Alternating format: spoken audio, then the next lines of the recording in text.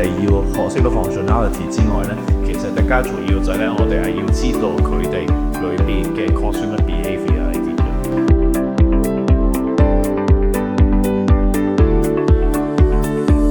鼓勵翻啲客戶會留言去講翻佢嘅經驗嘅，無論係索償又好，或者係買保險嘅時候，佢會問題啊。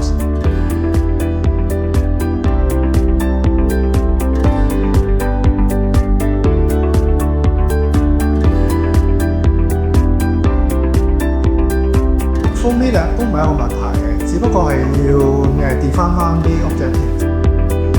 假設係你想 acquire 一啲內地嘅學生嘅話咧，咁小紅書係一個可以考慮嘅 channel。